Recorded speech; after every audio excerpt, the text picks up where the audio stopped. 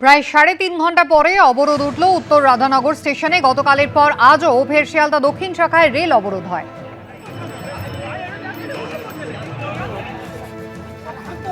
Office টাইমে rail অবরোধের জেরে নিত্যযাত্রীদের সমস্যায় পড়তে হয়। তবে গতকালও যে দাবি তাদের ছিল, আজও কিন্তু সেই একই দাবিতে তারা অবরোধ করেছিলেন।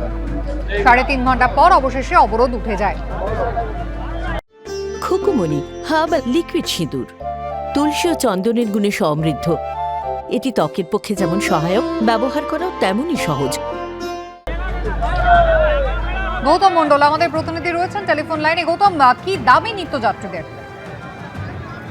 দেখো সুমিতা, গতকাল আমরা দেখলাম শিয়ালদা দক্ষিণ শাখার নামখানা লাইনের দক্ষিণ বারাসাত এবং মথুরাপুর স্টেশনে একই দাবিতে অবরোধ হয়েছিল, যেখানে অভিযোগ ছিল পুরুষ যাত্রীদের মূলত যে ট্রেনের মহিলা কামরা বৃদ্ধি করা হয়েছে, সেখান থেকে জেনারেল বা সাধারণ কামরা কমিয়ে দেওয়া হয়েছে। যার ফলে যারা পুরুষ যাত্রী তারা ভুল করে যদি কোনোভাবে মহিলা কামরায় উঠে যায়, স্বাভাবিক কারণে তাদেরকে ফাইন করা হচ্ছে বা তাদেরকে হেনস্থা করা হচ্ছে, এরকম একটা অভিযোগ তুলেছিল।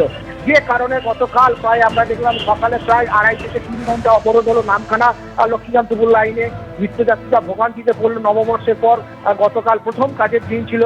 একইভাবে আজকে সকাল থেকে শিয়ালদা শাখা দক্ষিণের ডায়মন্ড হারবার লাইনের উত্তর রাধানগর যে স্টেশন আছে, সেখানে আমরা দেখলাম সকাল 6টা থেকে একই দাবিতে একদল নিত্যযাত্রী তারা অবরোধ শুরু করলো এবং তারপরে প্রায় 3 ঘন্টার থেকে 3.5 ঘন্টা এই অবরোধ চললো।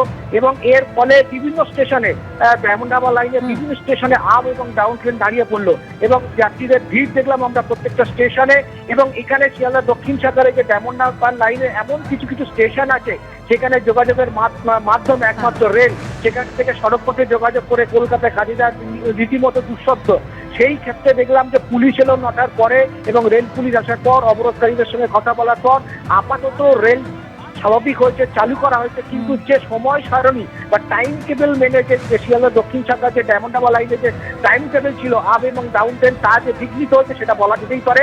গতকালের পর আজও ভোগান্তিতে পড়লো যাত্রীরা। সুমিতা,